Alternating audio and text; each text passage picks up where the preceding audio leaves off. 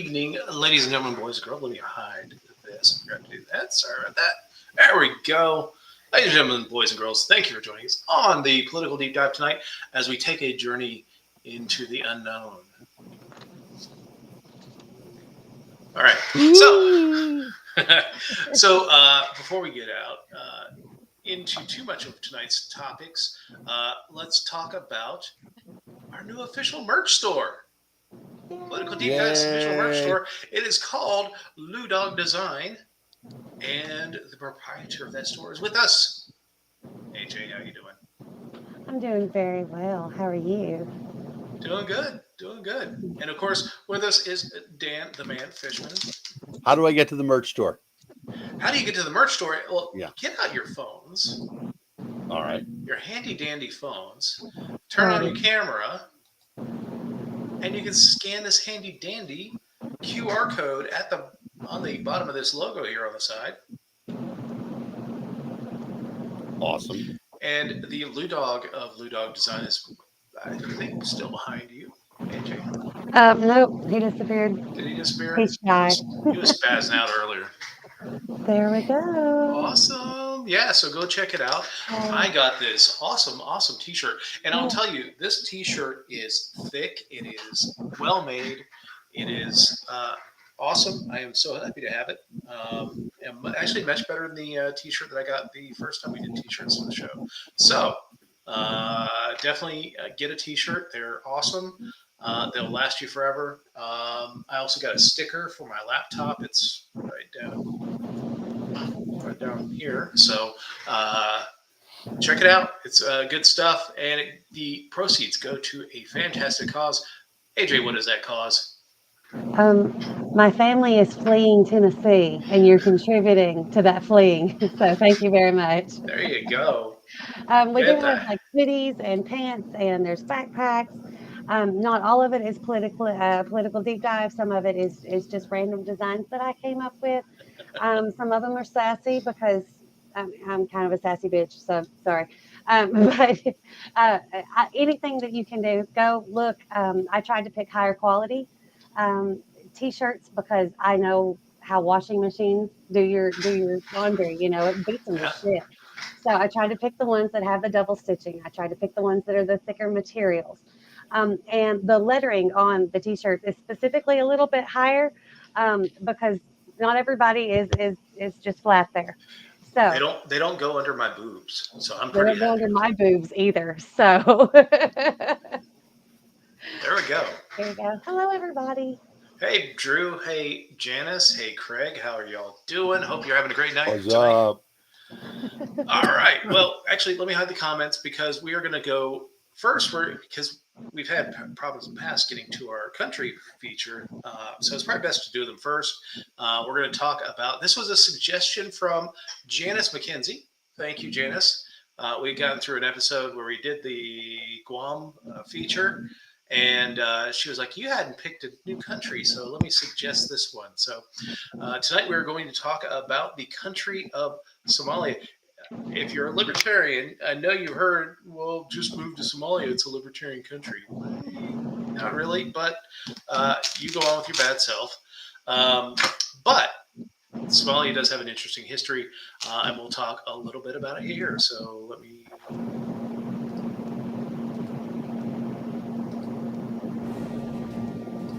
All right, that's the flag of Somalia. Somalia is on the Horn of Africa, very important to world global trade.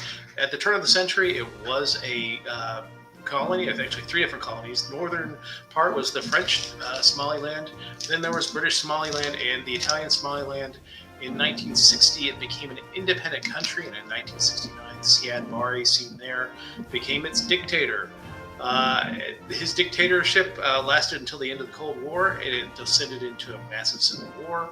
That civil war led to U.S. involvement in December of '92, leading to Black Hawk Down, which is our most enduring image. Currently, there are several different regions within Somaliland, which is an independent country, really. And then there's some other autonomous regions within Somalia. So that is Somalia in a basic nutshell. We'll go into a few more other items about that, but there we go. All right, so Somalia. It is. I mean, I think most people either know Somalia from one of two things: Black Hawk Down. If you watch the movie Black Hawk Down, I actually haven't seen the movie. I'm not a really big fan of movies where we talk about or where we deal with war, since I deal with veterans who deal with the horrors of war. But Black Hawk Down is one of those things, and the other thing is Somali Pirates. So the whatever that Tom Hanks movie, the rescue Captain something or other. Captain something. Yeah. Captain Courageous. We do have a member of the Pirate Nation with us tonight. Good to see you, Drew. So there is piracy towards the northern. I talked about it being on the Horn of Africa. It is a very strategic location for Somalia because it is where particularly oil will come through around the Gulf region, especially from the Gulf states, and go up into the Red Sea and through the Suez Canal. And so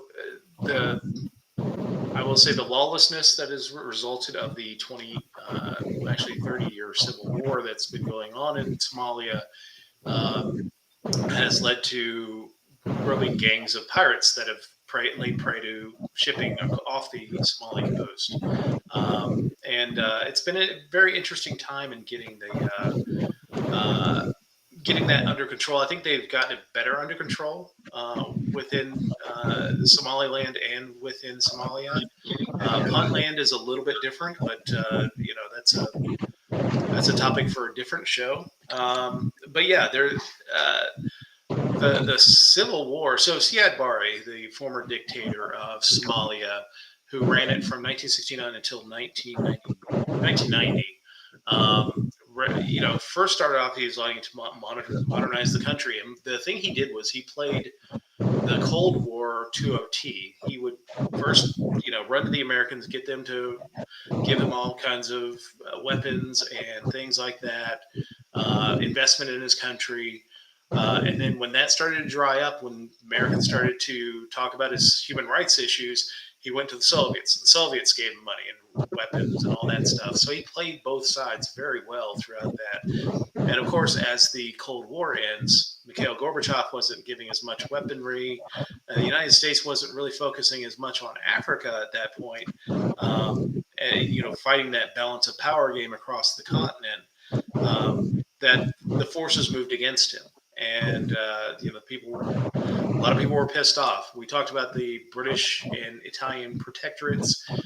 The British rose up against him, and so did factions within the Italian protectorate. And he was overthrown like 2 or 3 years. But the problem was, in its place, especially in southern Somalia, the old Italian protectorate, there wasn't like a single or a large, like a large group that did it. It was all factional fighting that drove them out, and it descended into warlords and clans and all that stuff. Mohammed Farah ID, which was a big name during the whole Black Hawk Down thing. It really descended into a humanitarian crisis, and that's what prompted George W. Bush George H.W. Bush to use all of his capital that he gained from the successful Gulf War and decide to intervene in Somalia, which turned into an absolute disaster. And at least from a PR perspective,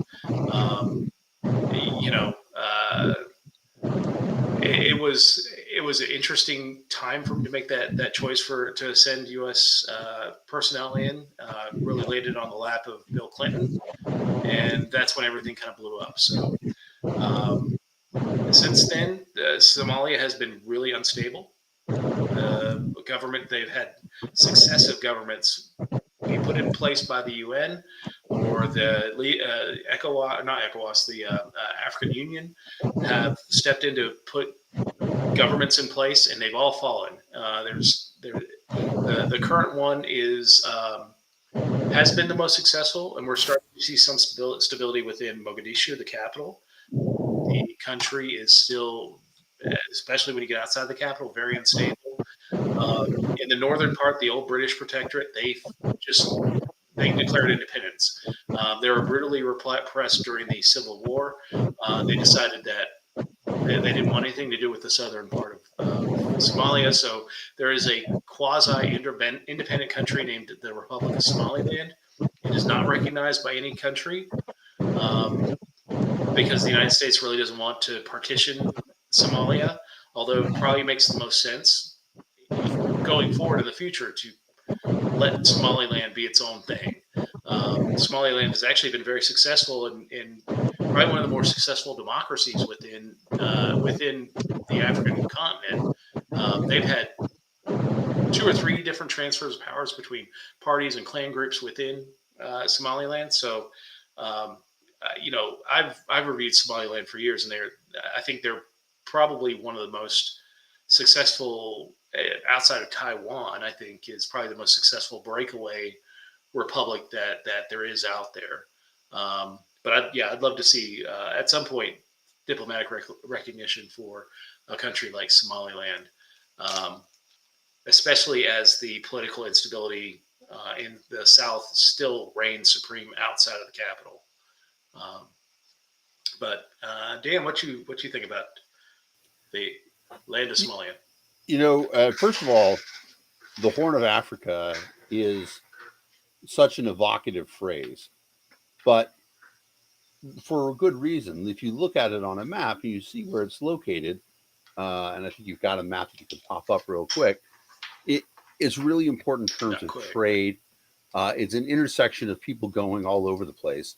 And as a result, Somalia's had this culture of people traveling and stopping in Somalia or Somaliland, whatever the name of the place was at the time, and sort of using it as a way station. So there was a lot of foreign influence in Somalia throughout much of its history, much more than interior Africa or even other spots on the coast because there was so much shipping traveling past it. Now, the thing that most people know about Somalia is the movie Black Hawk Down. We were in, yeah, so here we go. And actually, I was going to say, if you can zoom, why don't you pull up a Google map? Because that's a map of Somalia. But if you see where it's located although I do have to give a shout out to one of the few countries whose name starts with D, Djibouti. Hey, that's actually old French Somaliland. So the French protectorate became Djibouti. Interesting. Yeah. That's but so like if you look at it on the map of actually Africa itself and you see where it is, you'll see it's right in the exterior of as you start to get into the Gulf of Aden. So if you were coming through the Suez Canal and you were going anywhere east, or if you were going anywhere west and going to go north through the Suez Canal, you would you would ship up the Gulf of Aden and go past Somalia.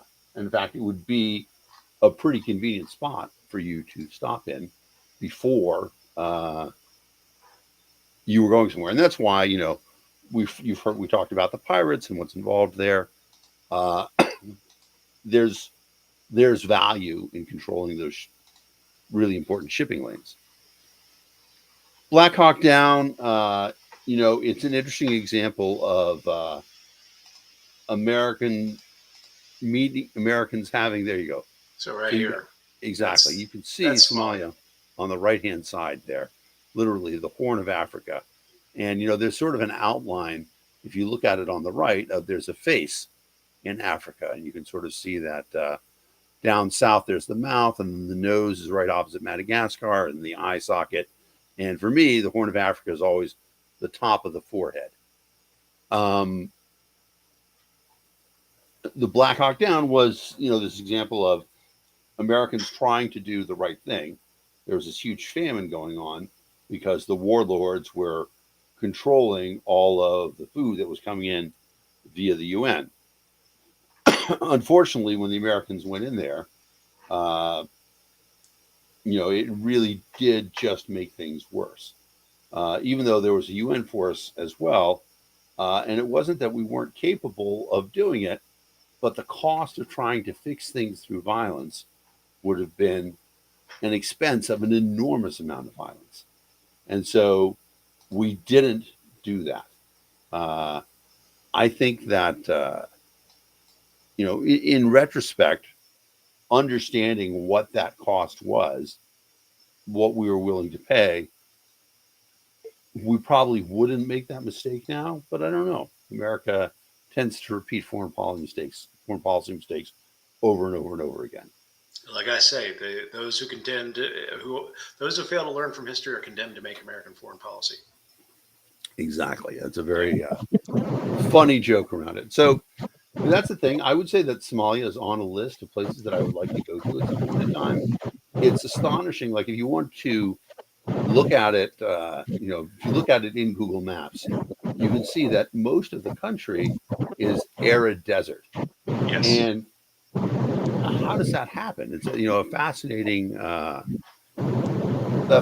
thing that there would be that much of the country that really is sort of like that. And there's these artificial borders.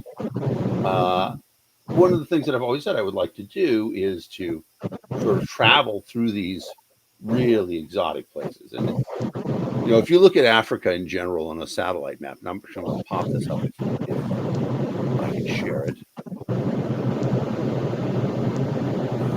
It will set me up.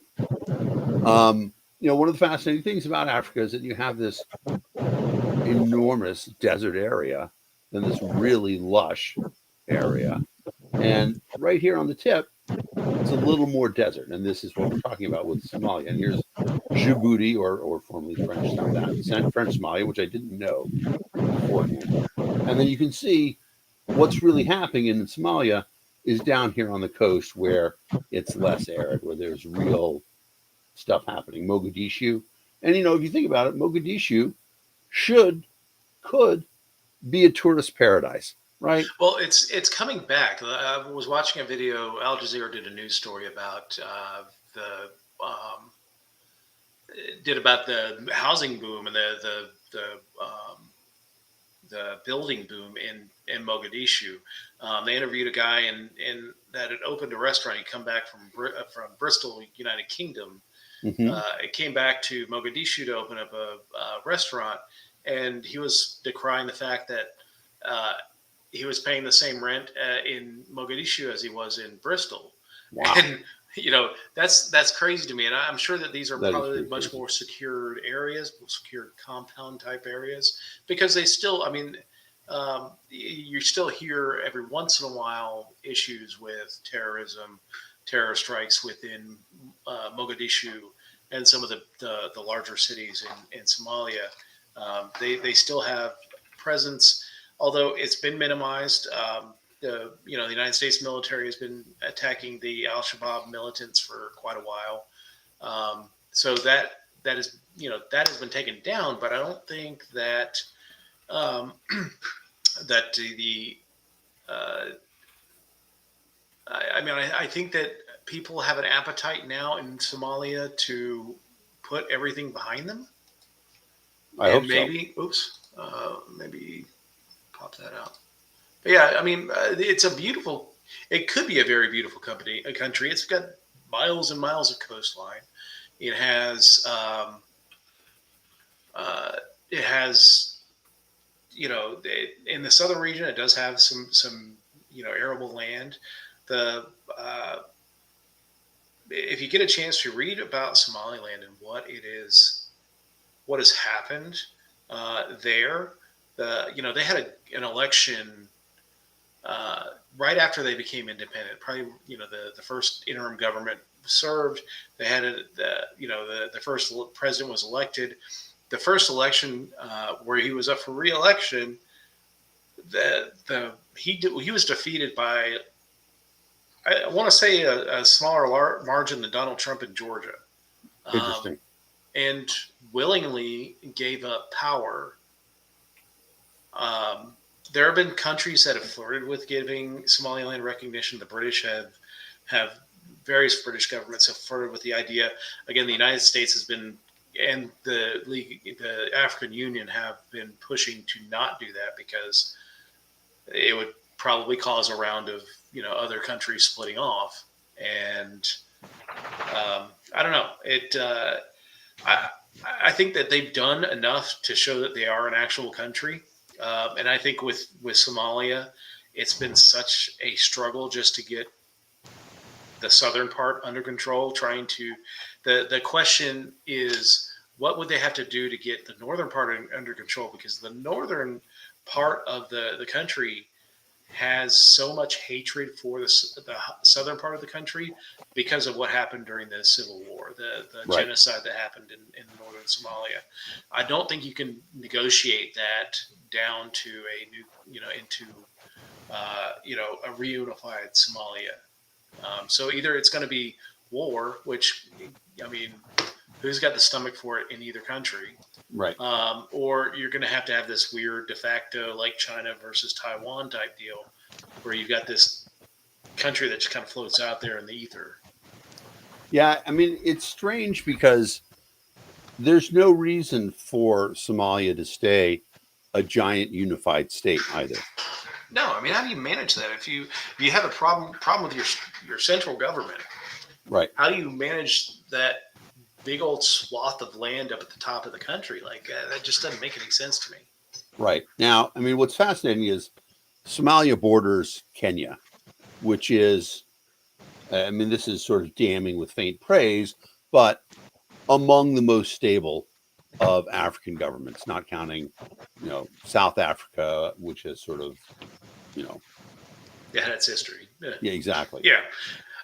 And Kenya's had some issues over the last couple of elections too. So They have. I mean, Kenya benefits from, I believe, still being a member of the Commonwealth, yeah, and a heavy British presence around that sort of thing. But that also gave them sort of uh, a cultural significance of being invested in democracy and a government of the people, by the people, and for the people, and more than just common sense. So, Janice, if we were to talk about Somalia and anarchy and libertarianism, a lot of people say that Somalia is anarchy, but anarchy doesn't mean no laws. It means no kings. Okay, because monarchy means one king. Everybody knows that. Anarchy means no kings.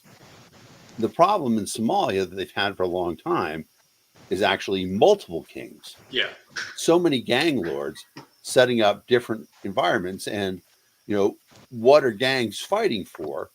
Not just territory, but also for people. control. And so if they can weaken their enemies by killing the enemy's people, then that's what they've been doing. Yeah, you're right, James. Kings are shitty, anyways. Yeah. That's right. So, yeah, I mean, I wouldn't. I think it is the kind of fundamental misunderstanding of what anarchy is. There is lawlessness. There are, yeah, like you said, there are multiple warlords that are trying to vie for control. There are various factions that are trying to vie for control and trying to, control. Somalia could be very rich. I mean, it's got a lot of good ports. Mogadishu is a good port. Um, uh, there are some ports in the northern part for Somaliland. Um, it should be a country that does well. Now, I think you can say about a lot of countries in Africa that should be good, but have allowed factionalism, have allowed their colonial history to really kind of wreck any chance of that. And then they get into these bad deals with the United States, with China, with Russia to, try and build up their infrastructure. And either it's gone through grift or they are now, kind of beholden to whether it's China, the United States, or Russia, or any other country that wants to be a great power. Right. Because none of those great power countries are doing things altruistically. No. They're all doing them extractive. because, exactly, they want they want a vassal state. Yeah. They want somebody who is, quite literally dependent on the aid and assistance in return for whatever they can give us. What can Somalia give the United States? What can Africa give us? In many ways, the most precious commodity right now is labor. Yeah. The fact that there are all these dangerous jobs that nobody wants to do in the United States anymore. We're happy to ship a lot of those overseas, such as, one of the big things that's happening right now in Africa is the extraction of gold from cell phones. It is, I believe, and I could be getting this wrong, but I think it's 40 cell phones melts down to 1 gram of gold, which is so much better than if you were mining it.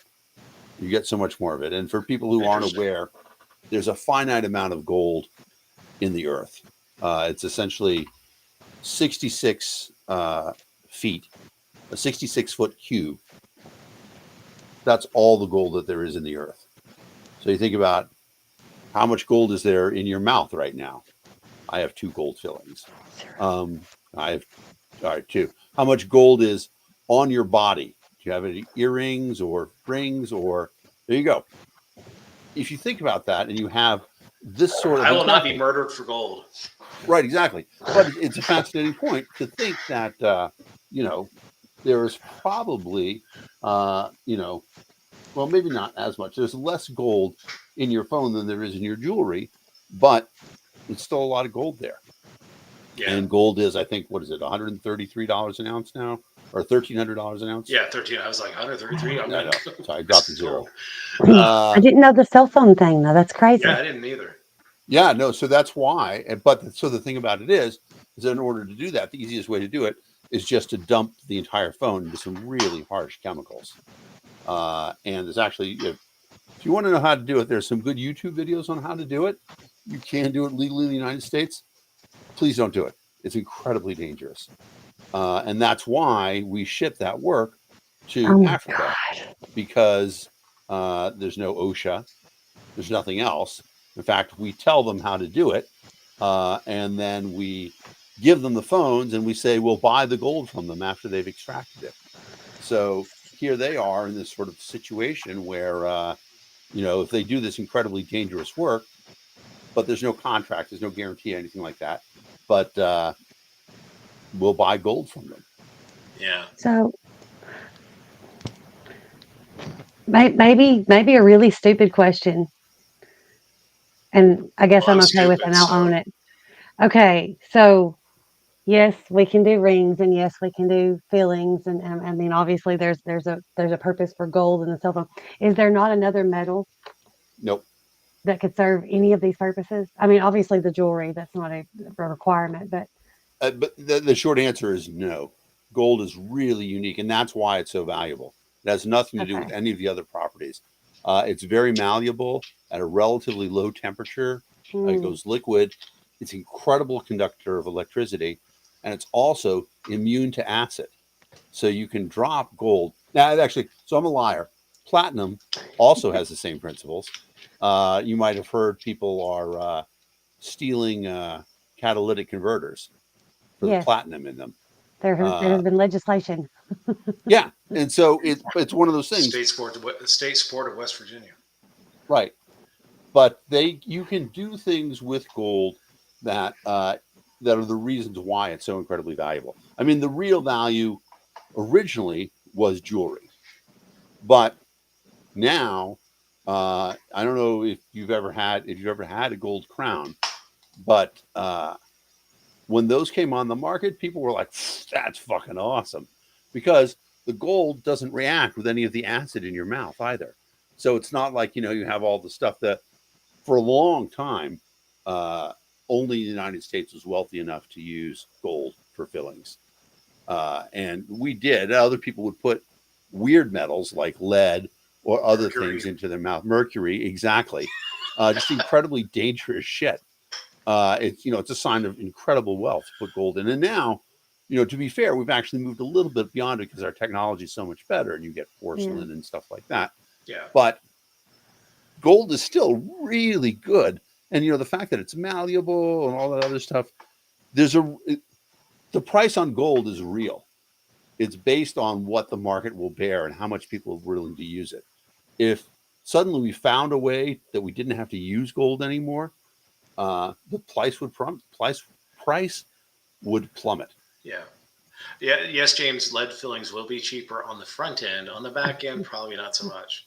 Right. I mean, in addition My to the fact mind that is just blown. I'm sorry. The cell phone thing. I'm sorry. Maybe I just haven't been paying attention to gold enough.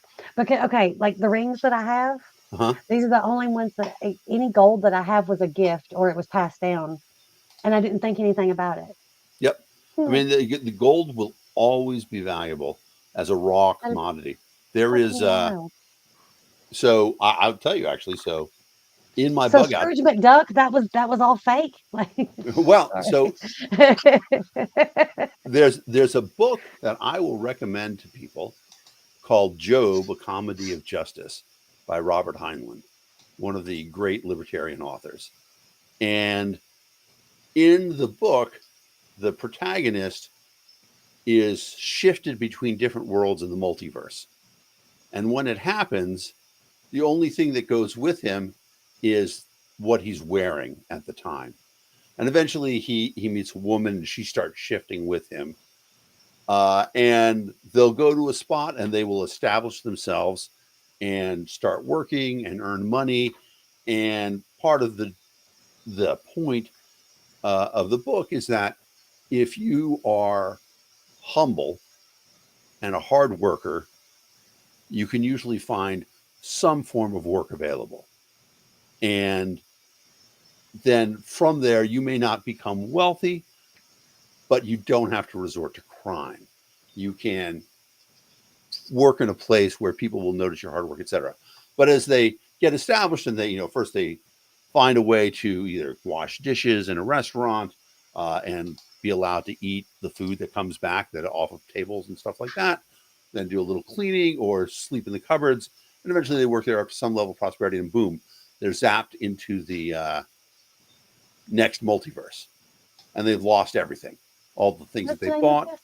And the book is called Job, Job, I A feel like Comedy of I've read it Justice. actually. Nice. I think I've read it. So, And well, just so the last thing I would say is that after a while he wises up and he starts buying gold chains and silver rings and stuff like that. So those will be on them, and then they shift with them.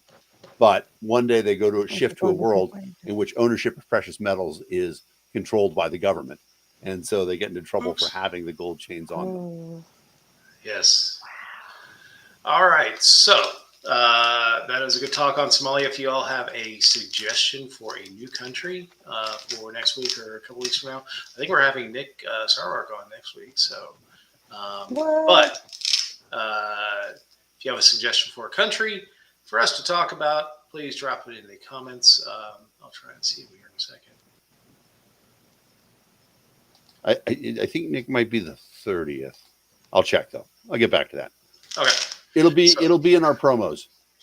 it will be. Yeah. I've never met So him. That's cool. Mexico is a good suggestion. Let me think about that one. All right. So our big topic tonight. So this week we got a couple different stories, and over the summer we've had stories that have talked about um, aliens. There was congressional testimony at the end of July that talked about how the government not only had alien craft but had alien bodies. And then we had a news conference from NASA on Friday, I believe, where they said we're taking, no, it's Thursday. We're taking these. They're calling them UAPs now instead of UFOs. And I can't remember what Unidentified airborne phenomena. It's not airborne. Um, it is. I didn't write it down. Unidentified autonomous Pinocchio. Pinocchio, something like that.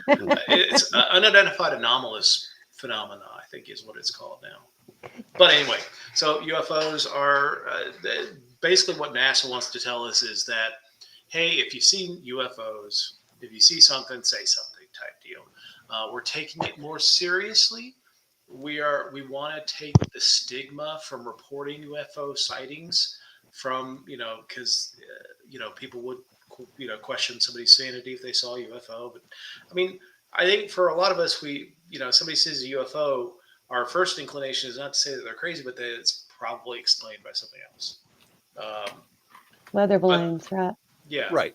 Well, and there's the whole, if you hear hooves, think horses, not Horses, not zebras. zebras.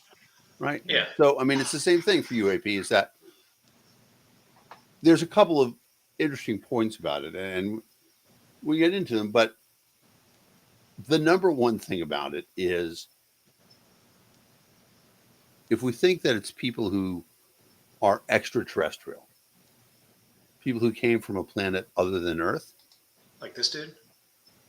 like this dude who showed up in Mexico, No, he's in right? Peru. Actually, he showed up at a Mexican congressional hearing, but he was found in Peru.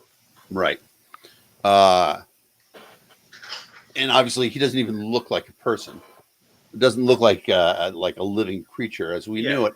But so here's the interesting thing about it: the idea that there are aliens makes complete sense. Yes. The idea that they would look anything like us is ridiculous. Why would they have two eyes and two arms and two legs? This is clearly not the ultimate Well, hold on. evolution. I'm gonna share something here with you. Yeah, Draw two pointy ears on this thing, and what is it? a cat. It's a cat.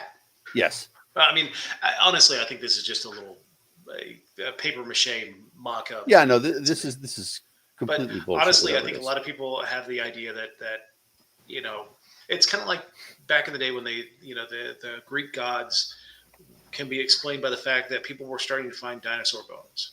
And they saw these Well- massive bones and they were like, whoa, this must be a god. Here's the thing.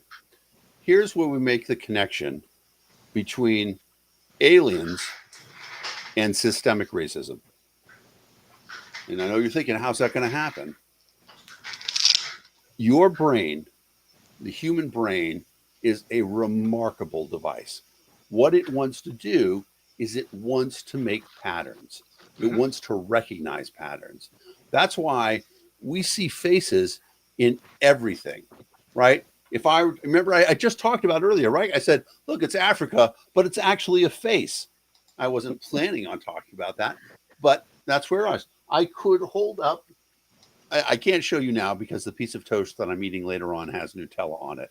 But if I were to hold it up before I put the Nutella on it, somebody would say, oh, yeah, I see a face right there, because we see faces in things. We look for and recognize patterns, and our brain wants us to believe that. Well, Now, I mean, that's the science behind why conspiracy theories happen. People want to take different pieces of information, merge them together, and come up with some kind of pattern that explains it all. Now, right. it still doesn't explain Q to me. Like, I had no idea what the hell that comes from. But Explain what? Q, QAnon, Oh, yeah. But or Donald Trump. I had no clue what all But of that happens. But it does have a lot to do with systemic racism, because, as an example, we can argue about what the sources are, why it's like that. But clearly, people of color are disproportionately arrested and in the American justice system. So if you're a police officer, no matter who you are, no matter what your color are, your brain is recognizing this pattern. The people that I am arresting look like this. And in 2001, 1 out of every 3 black men will be arrested at some point. And I think it's 1 out of every 9 Hispanic men and 1 out of every 33 white men. So if you're a police officer dealing with that system, your brain, without you wanting to do it, is saying to itself, you know what? It's more likely that this black person is involved in crime. And case in point, if you look at New York with their stop and frisk policy, where they were stopping black people and frisking them on the street, statistically, it actually made sense. And you could look at the results and you say, oh, you know what? a lot of these people that they stopped were carrying weapons or had drugs or were involved in some form of law breaking. But it wasn't because of the color of their skin. And even people who don't realize it don't understand the fact that even though the data says that yes, people of color are more likely to be involved, have a higher percentage of being involved in a criminal activity of some sort, it has nothing to do with the fact that their skin is a different color. Exactly. I agree with you, James. Hey, some people pay good money for that service. I'm just saying. I was going to say, let me start. I've got this thing right here. Wow. But with aliens, that's what it is. When we see something happening, we want to have an explanation. And our great grandfathers and great grandfathers and grandmothers and ancestors looked at the skies and they saw patterns. Yeah. They saw animals and they saw goddesses and scales and scorpions and all sorts of crazy shit. Bears and ladles and right. all kinds of shit. Now, of course, here's the really interesting thing about it. So Dave is old. AJ is not. Dave, would you say that there were more UFO sightings in your youth or in the era of really good mobile cameras? I have to say, at least it feels like there were more sensationalized when I was younger. You would see it on the weekly, the National Enquirer, and exactly. Yeah. Aliens landed, all this stuff, these crazy things going on. Since we've had the ability to potentially really document this stuff, nobody seems to be seeing aliens anymore or recording pictures of them with their high resolution cell phones. We are seeing some things happening, and NASA did say that vast majority of what we see every day that gets reported is explainable by something, but there are things that they say that aren't physics or I want to say right, but they're not natural. Well, let's not say that they're not natural, because I think they're saying that they can't explain them. Yeah. And the issue with that is that just because you can't explain it doesn't mean aliens came. And there are other parts of this, and this is sort of my big argument against it. And we could have our friend Joe Buckman on at some point in time. Mm-hmm. Now, Dr. Joe Buckman is a very famous libertarian who also very strongly believes that aliens have visited the Earth. He believes that the U.S. government has the information from the Roswell crash.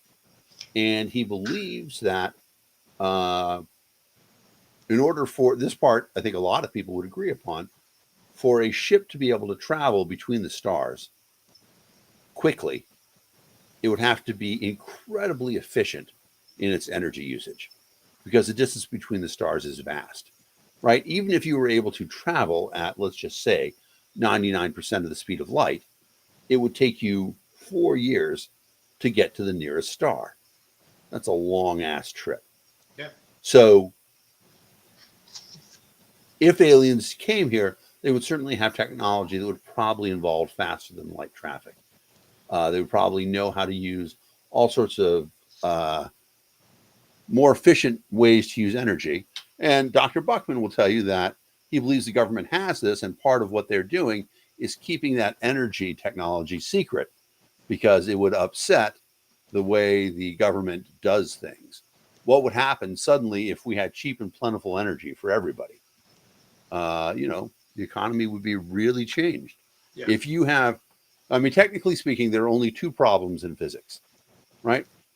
One is energy and the other is gravity. And if you solve one, you don't have to solve the other.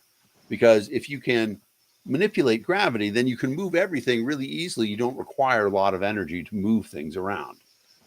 On the other hand, if you can't do that, if you have enormous free supplies of energy, then you can build machines that will do and carry anything, and you don't have to worry about it anymore. So you think about, all the work of our lives that essentially involves heavy lifting. Imagine if you didn't have to do that anymore, right? If you Yeah. either had a machine or some other way that, everything you wanted to, you could essentially touch it with one finger and lift it up and move it over there. That changes our lives dramatically. So there are a lot of people who believe that aliens have come here, believe that they have that technology and the government keeps that technology for itself Is because it it would radically change the hierarchy of our social structures. well? I mean, is it that they're keeping it for themselves to prevent that? You know, it would put the big energy businesses out of business essentially, or Yeah, are they still at a point where they they're looking at it and they have no idea what the hell it is and they don't know how to replicate what is being done?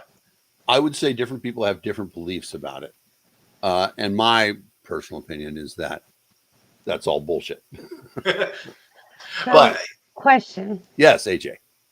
slightly off from the greediness of us not getting the power. Um, okay, it's Tim Burchett. He's a representative from Tennessee that was doing all the questioning and everything, Yeah. and really digging into this. And because I'm such a big fan of Gen Z, Charlie's first response was, "Wait, he's the really Christian one, right? What is he going to do? Well, What is he going to do? Like what are most religions because they don't mention aliens and whatnot. so So would that not destabilize quite a bit of what? there's a lot of science fiction written about this. Uh, Probably again the masterwork is all right. Quiz. I mentioned my favorite libertarian author earlier. Who was it?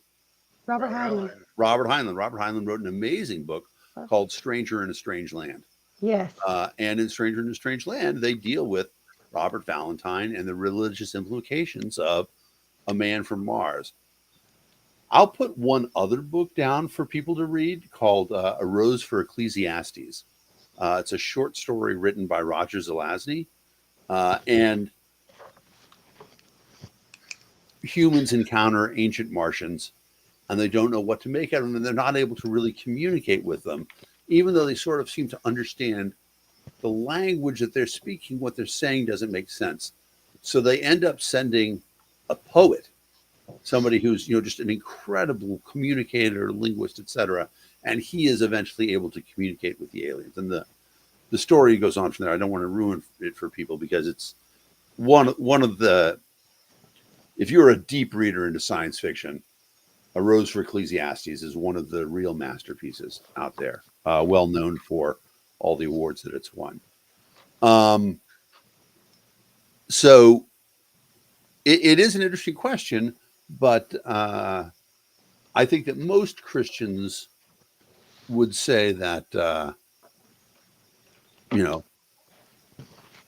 God made man in His own image doesn't mean that He didn't make other creatures that look like Mm. other things, and God made heaven and the earth that it covers everything, and everything Who's to is say he sacred. didn't stop there? Right. Every Yeah, act of creation is sacred. Now, I mean, there's also plenty of modern Christians who don't believe in the story of creation. Right. There are plenty of Christians who believe in evolution and the Big Bang and all these other things. So it's an interesting question to say that what happens with a the discovery of an alien race and alien technology, and what does that mean for human religion?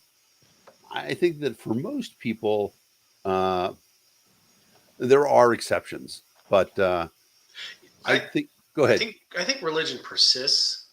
Here's what happens. Just like with on Earth, we've had scientific discoveries that have disproven various aspects of the Bible. The sun, Earth being the center of the universe, and all that stuff. We are going to see people accept the idea that there are. I'm sure there are Christians out there that right now are like, yeah, I absolutely believe that there are extraterrestrial intelligent species out there that are on the other side of the universe.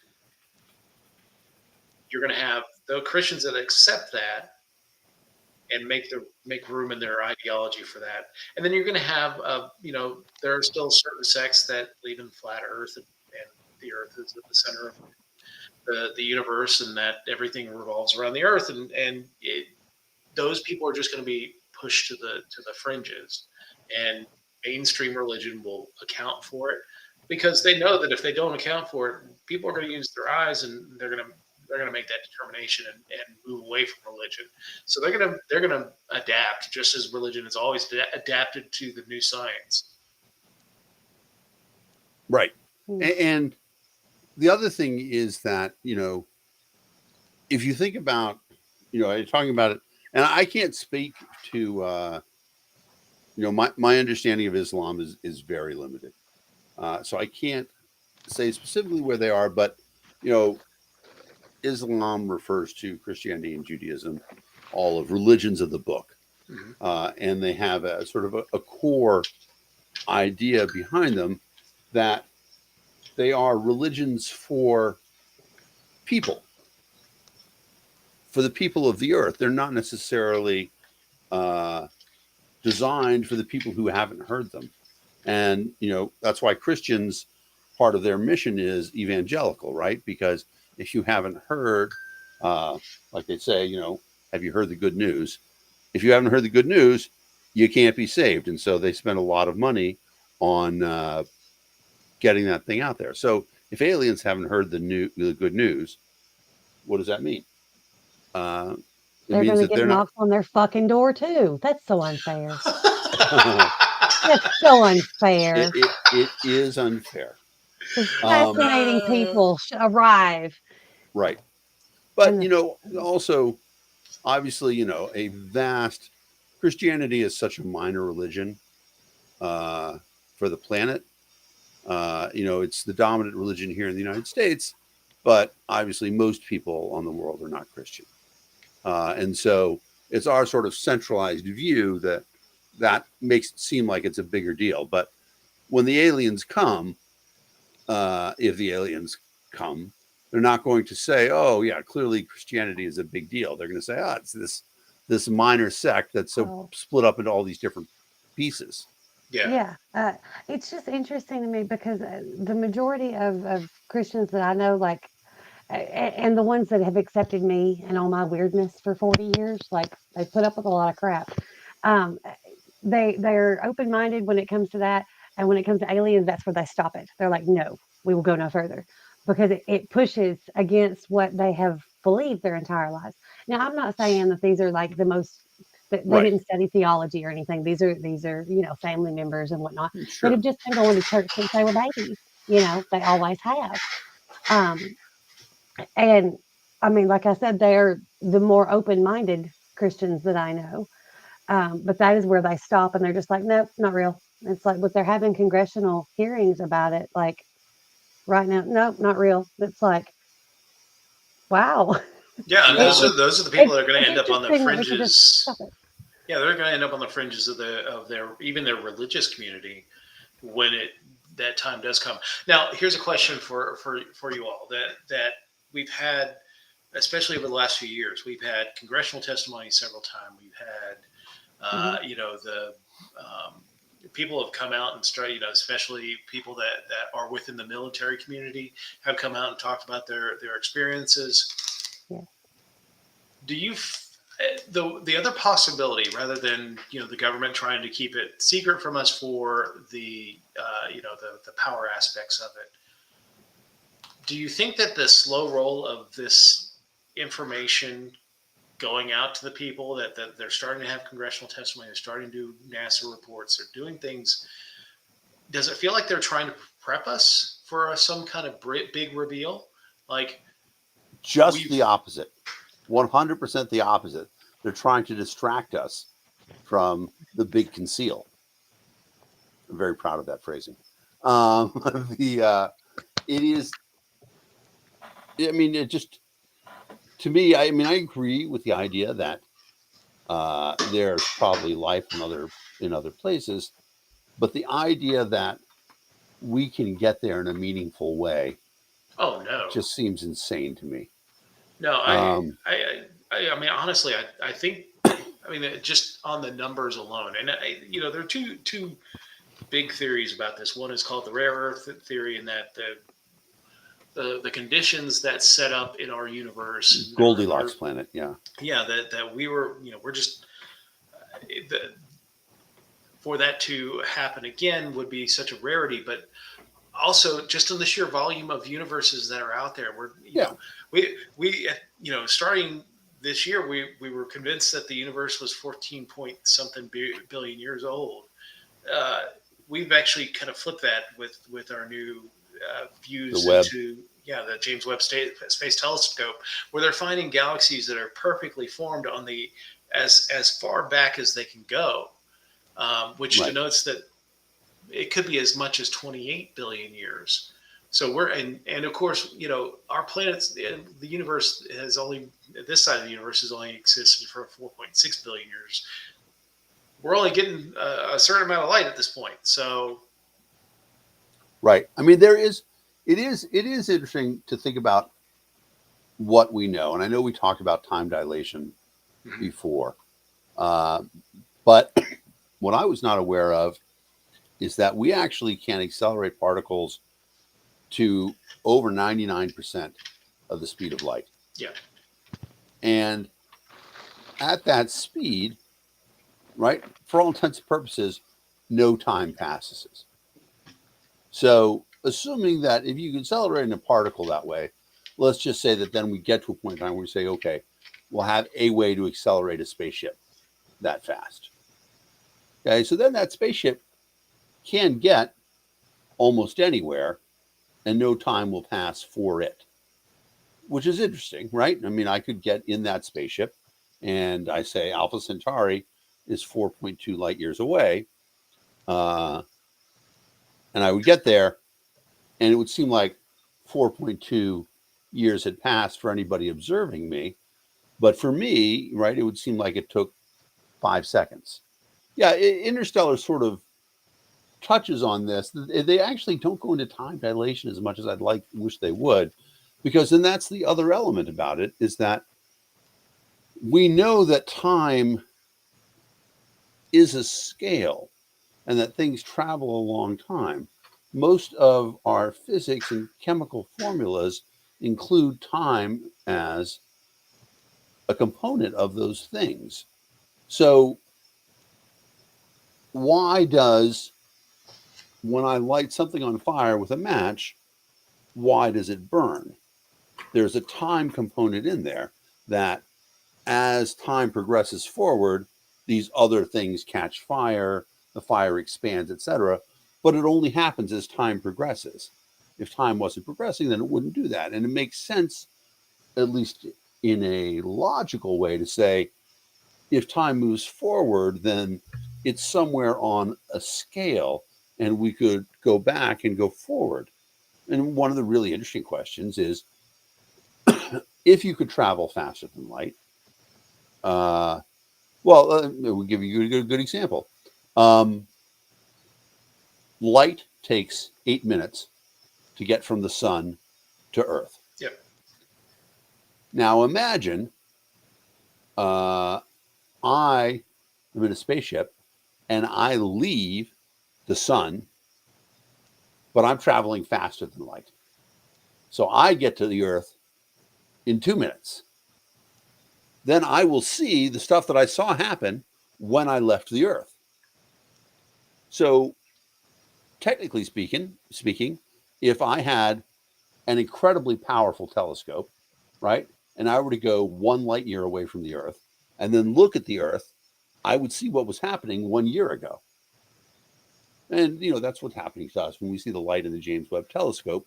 We're looking at the light that came from a nebula 4 billion years ago, yeah, or whatever it that may was. not be there anymore. But so now here's the interesting thing about it, right?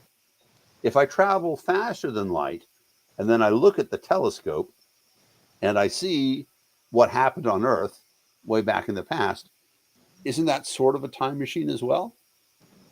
Because I'm seeing what's happened way in the past. Drew's got it right. Time is a limitation of human biology because our body works in a certain way, Yeah. right? I mean, we're lucky enough to have a nurse on the program. AJ, when you check vitals, what are the things you check? What are the things I check? I check blood pressure, I check pulse, O2, temperature, Right. and pain scale. So, pulse and blood pressure not quite as much, but pulse in particular is a function of time. The human body has an internal pacemaker, timekeeper within it. In Yep. fact, one of the things I like to tell people all the time, there's a game that I used to play as a child where the teacher would say, okay, everybody close your eyes, and whoever can raise their hand closest to a minute wins. As a kid, I knew my heart rate was about 60 beats per minute. So I would count my pulse, raise my hand after 60 beats. And you're very accurate. But we are creatures that are based on time because our universe is based on time and our bodies are based on time.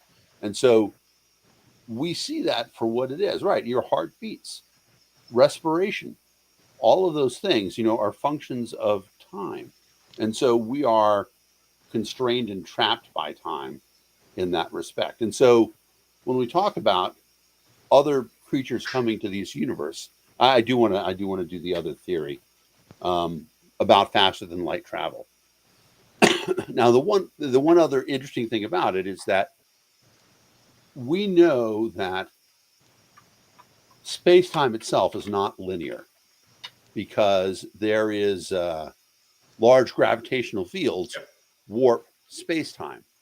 And so the example that people give all the time is if you imagine that this piece of cloth is part of the universe, somewhere in space time, and I live right here, and Dave lives right here.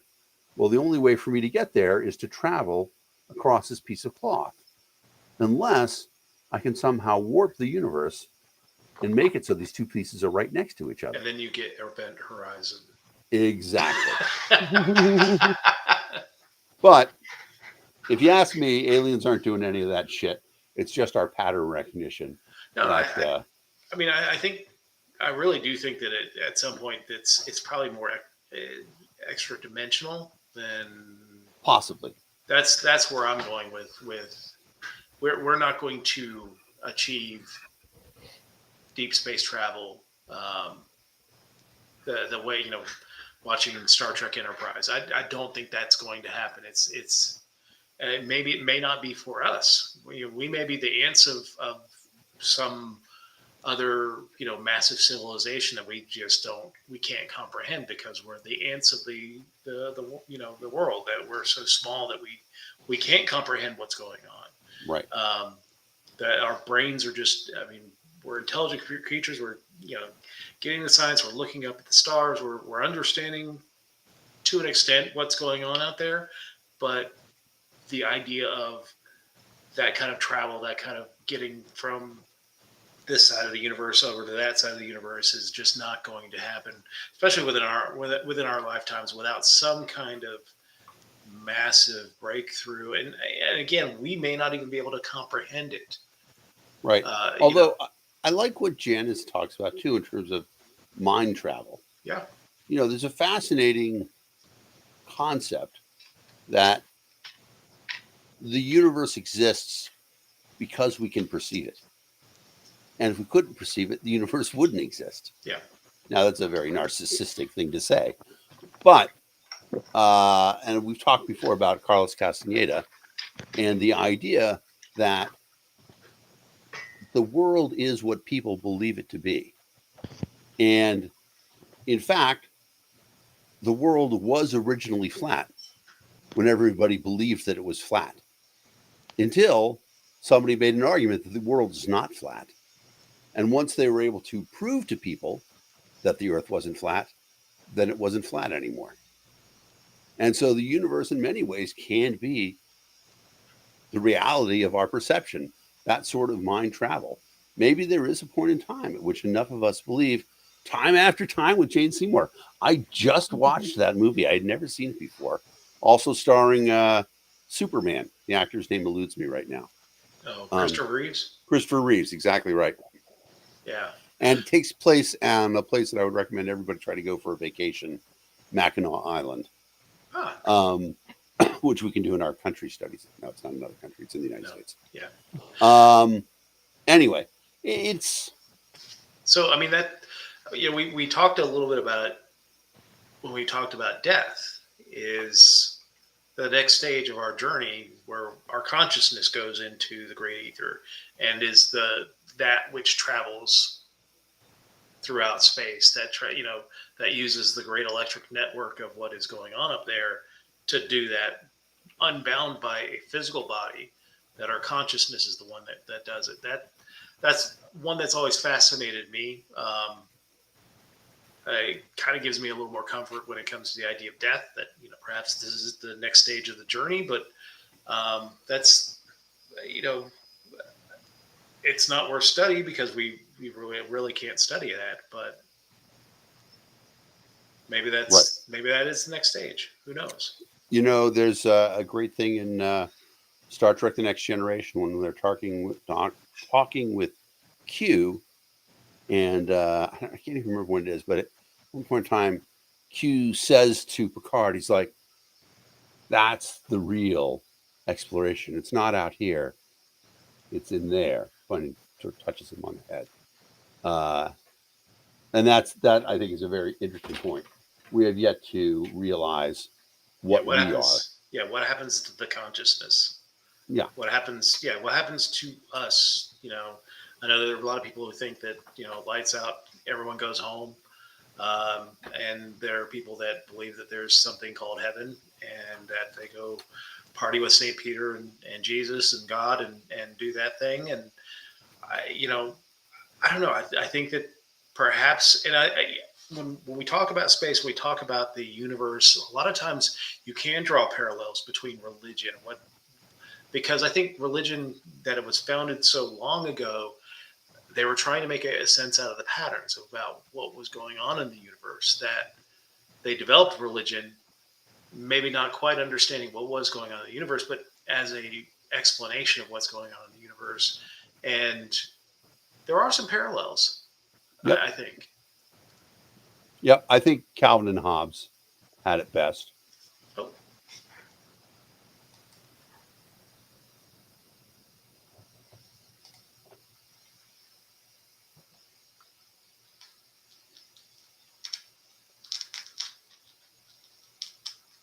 yeah, Exactly. that would be awesome.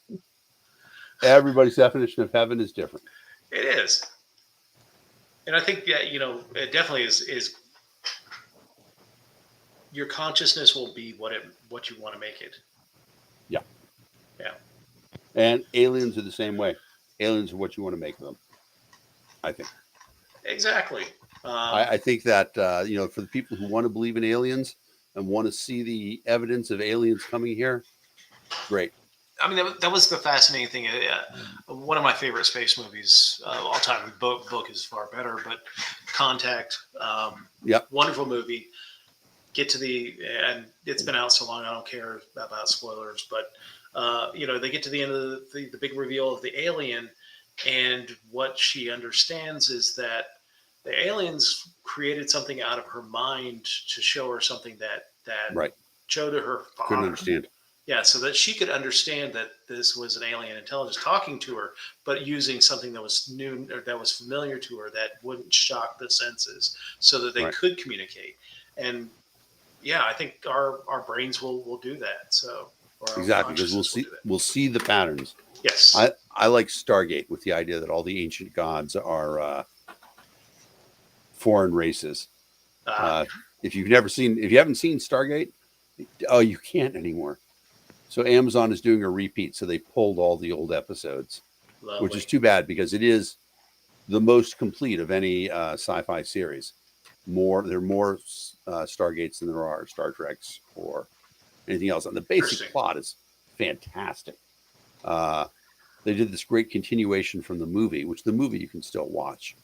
But essentially, not to spoil too much, but humans discover that there's a race of evil aliens out there that are enslaving people. and they undertake the war to liberate the galaxy. So I'm playing a very fascinating game now called Starfield. Yeah. I recommend it. It is very good as far as the gameplay.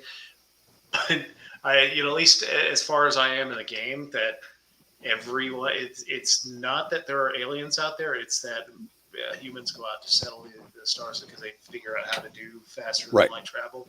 That it's just humans out there. So all the planets have some kind of human presence there. Which I kind of am disappointed in, and I'm not all the way through the game, so maybe they do introduce alien civilizations later. Yeah. Wonderful game. The last few releases from Bethesda have been kind of way too buggy, and this one they took a long time to put it out, and has been really, really good. So, all right, Cool. y'all ready for the quiz? Quiz it up, baby. Let's do this. 5 things news quiz. So we see the dude that got arrested, the Yep. escapee, The Brazilian guy. planet, and then we see Libya. Yep. All right. So After the flood, that's it. Those two, huh? All right. Oh, love time enough for love, Drew. all right. Question number 1: a new vaccine became available this week for which virus? We had this question last week too. Right. Flu, So what's interesting though, but they're is coming that, out new ones all the time though. well, but so right, so there is a combination flu, COVID, RSV. It's interesting though that they are now. I'm going to say it's COVID because Yeah, I think so. previously, right, they were saying that the other ones had been boosters, and they're now referring to this one as a new vaccine. Yeah. So I believe it's COVID-19. James says COVID-19, and it is COVID-19. Yep. I'm going to get all of them sometime this week. All the Pfizer, There's Moderna, a and this one too. No. So there's a combination flu, COVID, and RSV. I am going to get Moderna because 3 of my previous 5 were Pfizer. So this will now make us a third Moderna. And Does that then mean the next one's gonna be a Pfizer? probably, I mean, if somebody else were to come out with an mRNA, I have a lot of faith in mRNA technology. It's just, it makes so much sense. It's so much easier to do. I'm not a big fan of Johnson and Johnson. Yeah, I don't. I did not take any of the Johnson and Johnson. Yeah, the Johnson and Johnson were the old world technologies. It's not an mRNA virus, and there were a lot of problems with it. I mean, they stopped it for a while. Yeah. But then the other thing is, I never got my second shingles shot, so I have to get that as well. Yeah, I need to get my. So my last time I went to the doctor, she was like, "Let's set you up for a shingle shot," and I was like, "Okay, yeah, I'm 50 years old now. Let's do this." Yeah. And then we just kind of missed it at the end of the at the end of the appointment, so Yeah. I got to go back and get my shingle shot. Well, so you have shingles is in many ways like the original COVID, in that it's a 2-part shot. Yep. Get the first, and then make sure that you schedule to come back and get the second. Yeah. And ideally, you do it within 3 months, I think. Yeah, I know it's a rough one. I've had a few friends get the. I didn't have any Get the problems shot. with it. But shingles is awful. Yeah. Getting shingles is awful. Like Shingles is awful. Yeah, my wife had shingles when we were first dating. She was like, Wow, 29, really? 29 years old. Actually, one of my friends he's younger, like 35 years old, just got shingles. So, it's not just for us old folks. So be on the lookout. As always, ask Yeah. your personal physician or your primary care person, whether Yeah. that be a physician or a nurse practitioner or whoever you get your medical advice from. Ask them about the shingles vaccine. Yes. Is it right for you? Is it right for you? Just like all those drugs on TV. Is it right for you? Right. If I'm nursing or become pregnant, should I take this? Exactly. All right, question Nursing number. or become pregnant, let us know. I was going to say, if you're nursing or you become pregnant, Dave, there are other issues. They're going to be more prevalent Exactly. than. I got a reason to use these then. Exactly. Question number 2. Which political leader met with North Korea's Kim Jong Un this week? It is. Is it Russian President Vladimir Putin, German Chancellor Olaf Scholz, Chinese President Xi Jinping, or UK Prime Minister Rishi Sunak? It was not Biden. Biden is not a choice, James. He is not riding with Biden. He is not. Janice gets it. Janice is right. It's Putin. It's interesting. I think they're going to go into it about how he went there. He took a train. He went in an armored train from North Korea into Vladivostok. Well, he saw what happened to Wagner. Oh, plane. For joking. I'm not hopping on a plane going into Russian airspace anytime soon. Right. Right. But it's actually, I would argue. I mean, it's easier to get a train. Yeah, it's much more vulnerable. It's not like the train can turn around or anything like that. But I guess Putin needs him for some reason. It's funny because he's going to give him arms. That's why. Yeah, it would have been such an interesting opportunity to remove him from North Korea and see what would happen. Yeah, that would be interesting if he was taken out some way. What would happen? Yep. Question number 3. The convicted murderer who escaped from a Pennsylvania prison was captured Wednesday. How many days was he able to evade law enforcement? 4, 6, 9, or 13? 13. 13. Yeah. When they give us numbers like this, it's always the extreme. Yeah, it was quite a while. I mean, so Pennsylvania is one of those states where they start school after Labor Day. So a lot of schools in that area were canceled for the duration of this. So yeah, no, people were legitimately scared. He's a very violent person. Yeah, this dude's not good. Yep, not a good guy. And and here's the other dumb thing about this whole story is that, earlier this year, they had a dude escape from the prison using the same maneuver as crab walk up a wall. These two walls that are kind of close together. Yeah. And they said, well, we put concertina wire up on top of it. Obviously, it didn't work. So you got to address some security situations here. Yeah. Clearly, nobody is testing their security. It's security theater. Yeah. I mean, now people are resourceful. We watch Philadelphia sports when they get into a championship series or the Super Bowl or something like that. The police in Philadelphia will grease the poles, all the light poles and things like that downtown because they're kind of known for scaling the poles and standing up on top of the poles and breaking the poles. Right. They still get up there. I remember seeing people when they made it to the Super Bowl, when they won the NFC Championship. They're on top of the light poles that had been greased, just slathered in grease. So people are resourceful. If somebody wants to escape and is resourceful enough, I think no matter what you do, you can. But the fact is that he used the same thing that the previous guy did. Yeah, it's an interesting thing because you obviously could make prisons that people couldn't break out of, but they would be inhumane. And so then the question becomes, what is the balance between all of those things? What do people forfeit? If you wanted to, you could have a person restrained all the time. Think about the way we treat livestock. Yeah. But we wouldn't do that to a human being. And so then the compromise becomes, what do we do? And, I often think that there's so much money in the prison system that it is incredibly corrupt. I mean, you look at places in Scandinavia where their prisons are pretty lax. It's not about, again, their focus is not about punishment. It's about rehabilitation.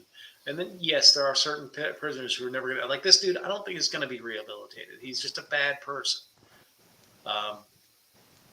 but you know, they're treated the same.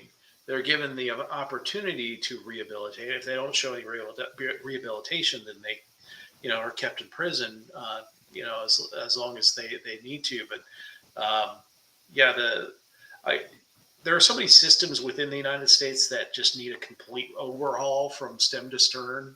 Education, Right. prison, our government. That's Basically true. how it functions. It needs complete overhaul. So, all right, question number 4. Astronomers announced that they found a planet, very topical today. Found a planet around 120 light years away from Earth that might have all the elements needed to sustain life. What is this planet's name? Oh, did Elon name these planets? Hmm. All right, so it's K218b, BA2, XBB 1.1.9.2, or EG5. I am not sure. I'm not either. I think it might be K28TB, but I was thinking that it's BA2, but I don't know. BA Baracus. Oh, Janice has got it at great answer.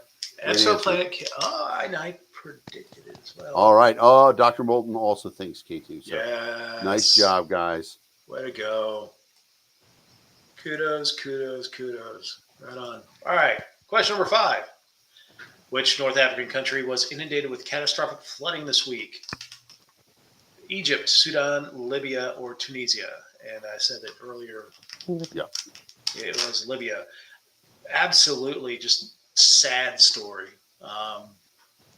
2 dams burst and essentially swept this entire city into the sea. They're still finding bodies in the ocean, washing back up to shore. 10,000 others are believed to be missing. And it was a really bad week for North Africa because you had the earthquake in Morocco. that killed about 10,000 people. And then you have this one, this natural disaster. So, I've got friends that are from Morocco that, makes me sad when things happen. And Libya has been in such a dire straits for, years, especially since the fall of Gaddafi, where they've been in a civil war. Um, just another thing to throw on top of that. But it makes sense that a country that is, so unstable right now isn't doing the things that, like dam maintenance, that would protect their citizenry because, they're just trying to survive the day to day. And then, one dam breaks and then there's just too much water for the second dam and Right. And, it's done. it's also a scenario in which dam construction is incredibly complicated to build something that's going to last. Yeah. If you want to build something that's going to last for a year, you can trim all sorts of corners. Sure. The technical expertise that's involved in doing something like that is quite complicated. And, it's just unfortunate. But also, it's interesting because there are, I can't remember the number now, there's an enormous number of old dams that are not being maintained at all. Right. I'm pretty sure that there's, several hundred near AJ. Tennessee is filled with them. And That damn state. yeah, those damn dams. The idea that, it couldn't happen here. Wake up, America. It could. Yeah. And when we start talking about historic weather events, leading to this. Now, Libya is in a unique position in that it is a North African Saharan country that doesn't get a whole lot of rain. So when a major event hits that, makes something like that much more likely. But it seems like every year we're getting hit with floods and storms of the century. So if you have dams near you, understand where you are in relation to it and have a plan if things start going south. All right. Question number 6. Apple on Tuesday unveiled its iPhone 15 lineup. Which current iPhone feature will be significantly altered in the new version? The camera, charging point, screen, or volume buttons? This one's easy. Yeah, it's because Europe. of It's Europe's fault. it is. So it's funny because I have right here a very old device. This is the Palm M505. Oh my God. It came out in 2000. Sorry, it's the Palm Tungsten M505. But one of the important things about it is we said, you know what? We're going to standardize and use a mini USB port because it's something that's not proprietary, and so everybody can use it. That's a good idea. It's a good idea to have a standard port, unless you dominate the market like Apple, who Apple said, no, you know what? We're going to use a different port and fuck everybody. And it looks Yeah. like that. That's what it, right, exactly. But Yeah, it's so not going to look like that because soon it's going to look like everyone else's. this. Mine will look like this USB-C. for a while. I'm always like 9 years behind. The interesting thing about it is that Charge my phone. there clearly is USB is so vastly superior. USB-C. Yeah. Because Speed-wise. Well, they've already converted their MacBooks to the USB-C. Exactly, MacBooks are already have been using USB-Cs for a long time. I am currently using a laptop for my computer, and I have my mouse, my keyboard, my 2 monitors, my microphone, my camera, and my speakers all hooked up through a docking station that then connects to the computer through one USB port. Oh, also my network comes through that as well. Yeah. So all that stuff, USB can transport so much stuff so fast. It's crazy. It's better. However, I do object to the fact that the reason Apple's doing it is because the EU is making them do it. That part's stupid. Yeah, that is stupid. And if Apple wanted to continue being wrong, then let them be wrong. I'm still not going to buy their product. Although my job forces me to have an iPhone several generations behind. But yeah, so it's the charging port. So USB-C. Of course, they're promoting it like the brand new fangled thing. And of course, all their commercials just feature their camera. And while yes, they have a really great camera. I think a lot of companies are catching up to them on camera technology. And I still don't see a massive reason to get an iPhone, at least for me. So I will stick to my Google Pixel, whatever that is thing. I'm in the same boat. All right, question number 7. Which is the biggest national park in North America? Grand Canyon National Park. It's got to be Denali. Oh, it's not on there. No. Northeast Greenland. Wait a minute. Is that? Oh, in North America, Northeast Greenland National Park, which makes sense. Grand Canyon, Yosemite, or Zion. No, I'm going to say Greenland. I agree. Anybody have objections in the audience? No. Go Greenland. Greenland. Country where I'd quite like to be. I'd actually like to go up to Greenland. Yeah, before it goes away. Well, they've been agitating for at least greater autonomy from Denmark. Mm-hmm. We'll see what happens. The ice sheets are going to go away, but Yep.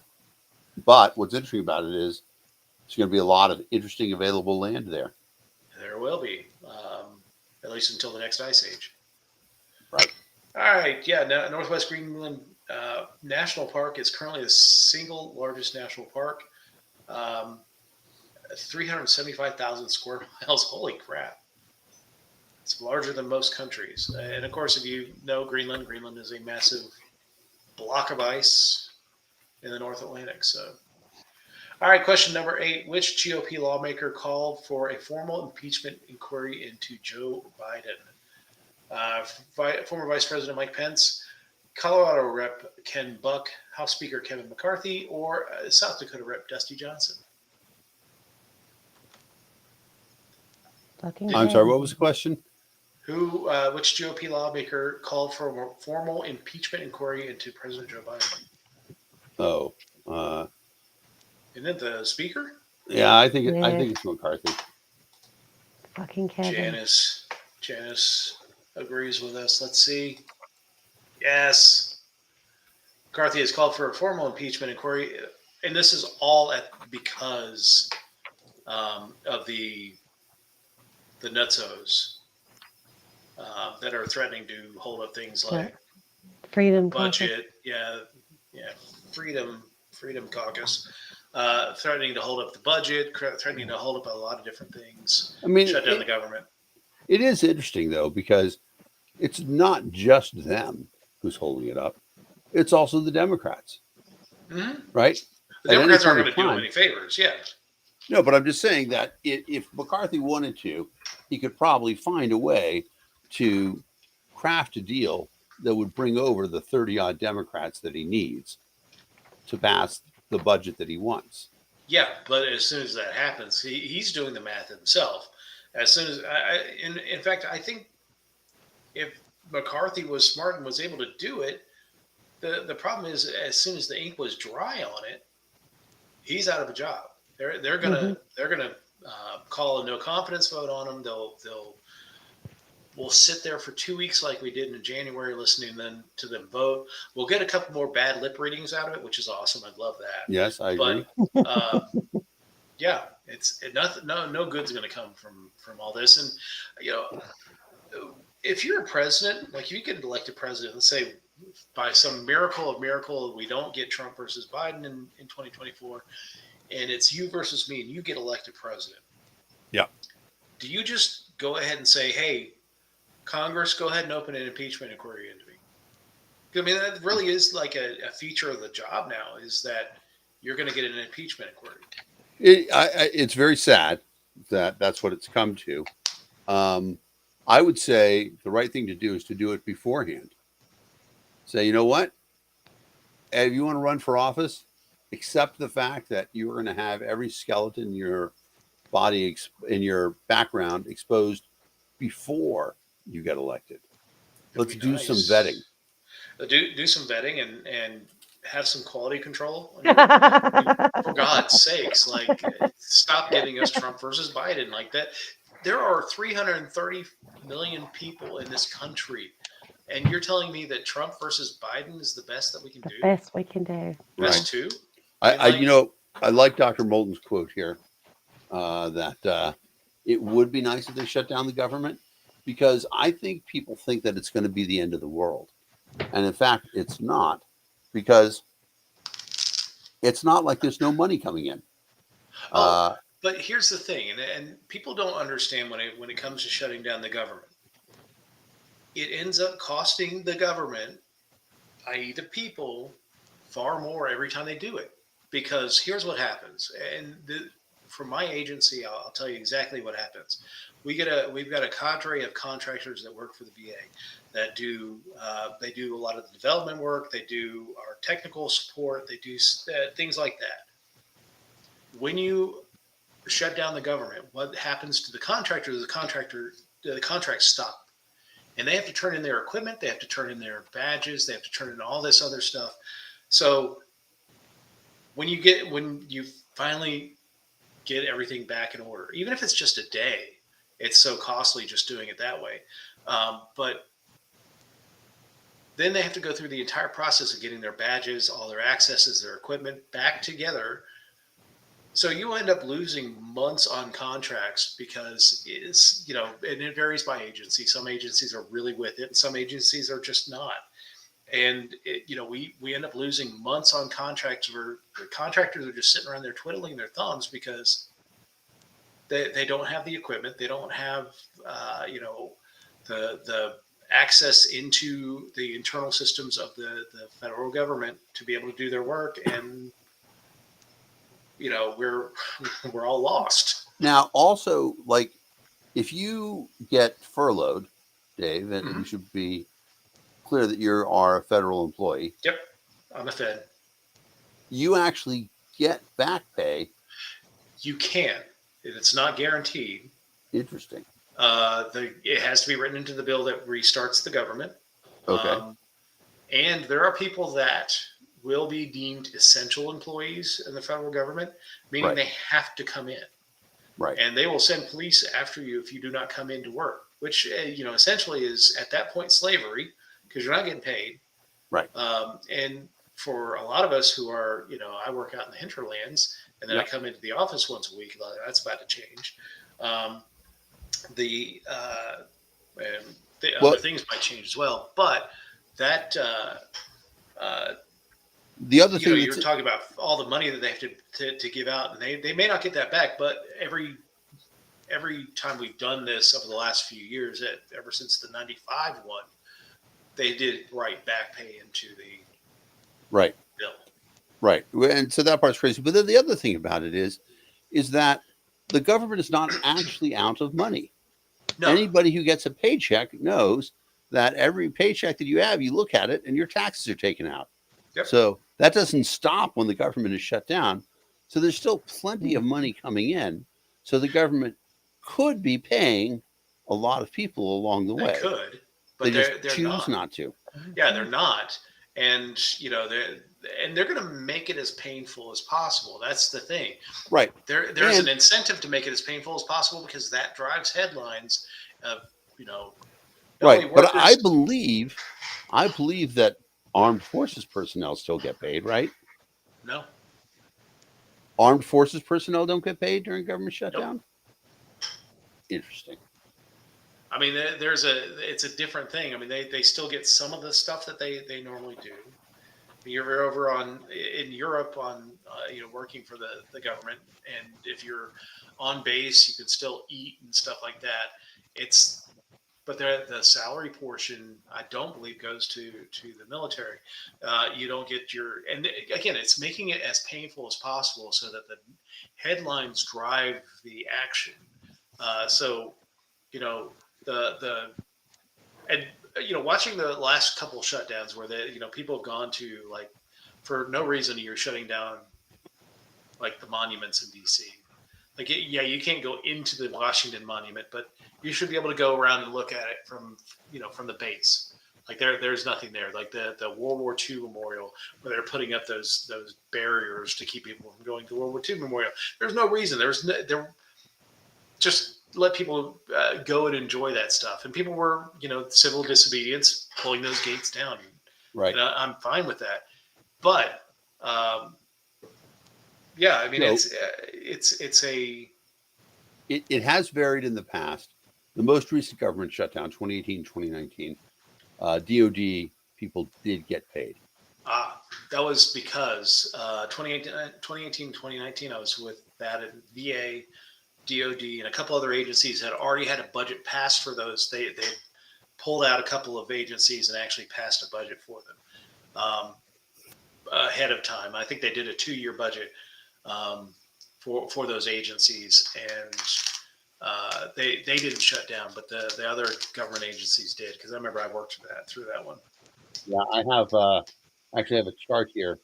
So the 2018, there's a 2018, 2019, 35-day shutdown. DOD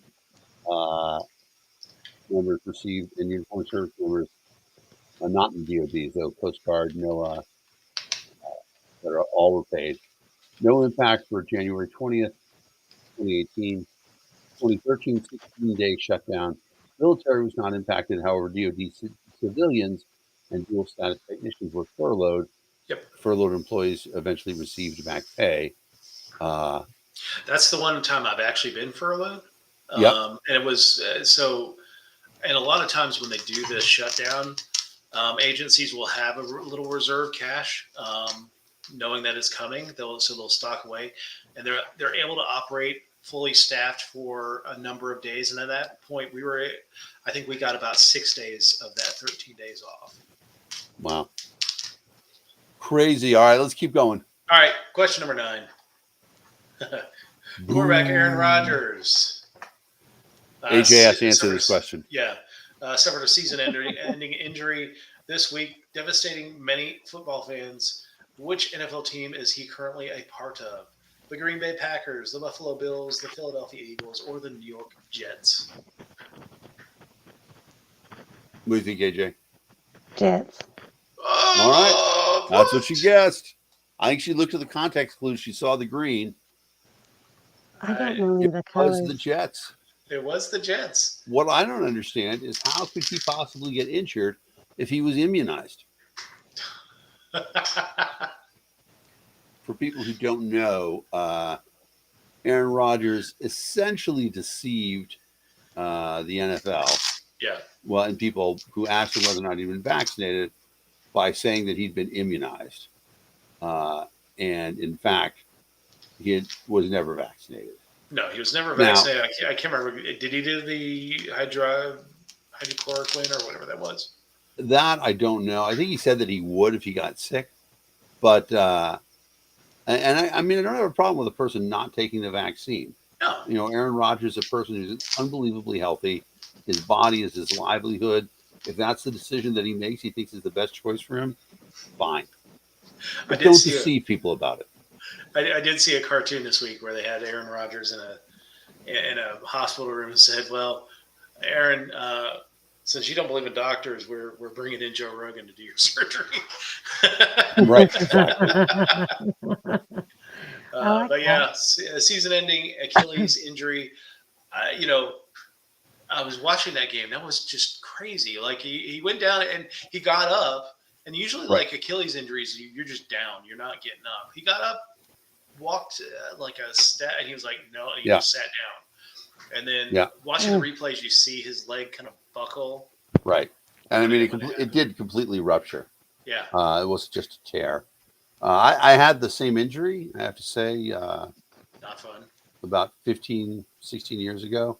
Definitely not fun. It's after the surgery, which my surgeon told me, he's like, it's actually the easiest surgery. It's the first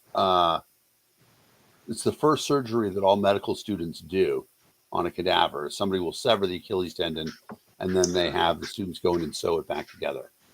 And he said to me, it's so simple, Dan, that if you weren't such a baby, you could do it yourself.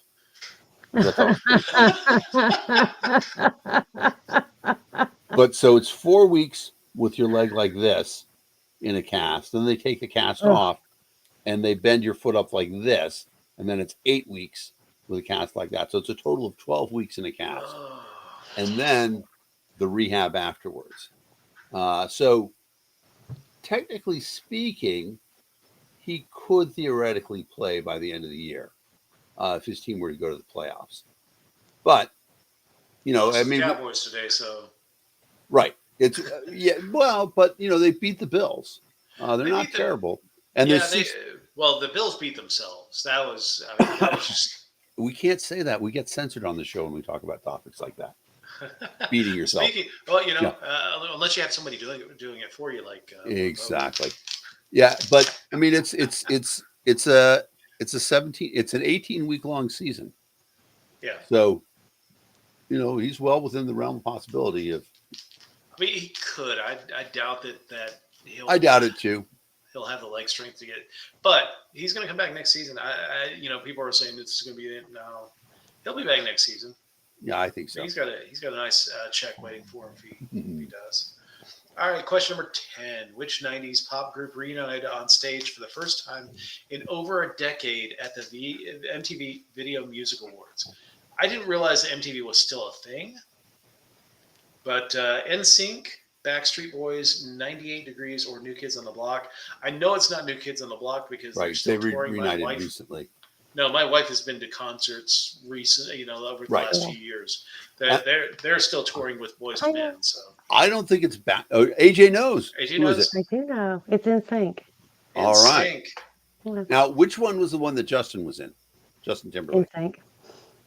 Insane. That's the one that hasn't been back together in all that time. Hmm. He's been Wow, doing a solo thing. what a jerk! All right, is that the one with Joey Fatone? Joey Fat One. Yeah, the fat one. Exactly. That's where I'm Uh, going with that. is that him on the end right I there? think it is. I think that is the fat one on the end. I didn't actually like. I like Justin Timberlake. Yeah. Honestly, I can't No, help it. I like Timberlake too. Um, I wasn't into the You know boy he's from bands in Tennessee. the '90s. I was. I do know. I'm a little proud of that one. But I didn't pay attention to the boy bands very much. I was more like Nirvana and Pearl Jam and Alice in Chains and stuff. So it's been interesting. All right. Well, we got 10 out of 10. Uh, Another great news week. Good stuff. Before we go, I did want to touch on this story. I did allude to it a moment ago. The firebrand congresswoman from the state of Colorado, Lauren Boebert, uh, apparently is a patron of the arts. Uh, was Yes, in a theater and was kicked out. Um, for singing too boisterously. she said for Yeah. singing too boisterously, it was a stage version of the of Beetlejuice. So they made a Musical. musical off of that, and Kid friendly. I didn't even know that they had one. Like, and she was saying that she was singing too loudly. I didn't even like. My wife is into the musicals and stuff. And I've heard quite a like Hamilton. I know all the songs to it. Rent. I know all the songs to it. I never heard anything about Beetlejuice having a musical. Um, but she was claiming that she was singing too boisterously. Patrons in the audience said that she was being loud and abusive and vaping during the show. Later, a camera revealed.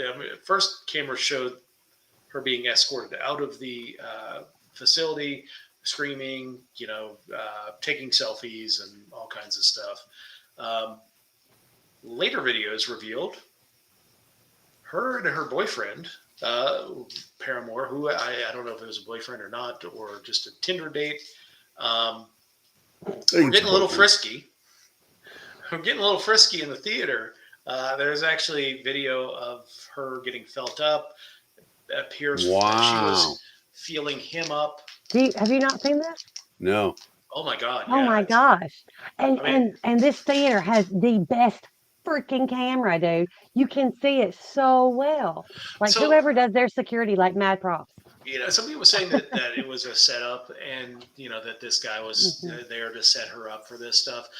And to an extent, like, why would there be a camera on specifically them in the audience? I mean, like somebody recognized them, I guess maybe, but just their seats, or maybe it is just a splice of the video where they zoomed in on their seats. I don't know, but that was the only fishy thing about it. But still, you're in a theater.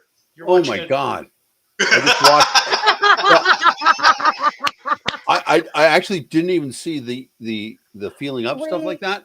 I saw them taking a fucking selfie of themselves during the As goddamn they're being production when escorted. the lights are dark. Uh-huh. Yeah, yeah, That's unbelievable. she definitely deserved getting kicked out. Um, but yeah, that was a.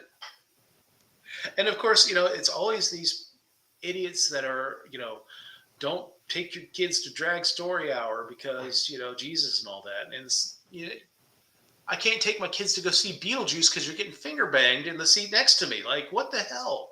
That's far more scarring than taking your kid to see a children's book being read by someone wearing makeup. Like that, just It's it's insane. always these assholes that do this shit and stop it. Like, but they know that that's the meat and potatoes of their constituency is to have this hate porn against these marginalized communities, and then they don't even believe that shit. They don't believe that shit.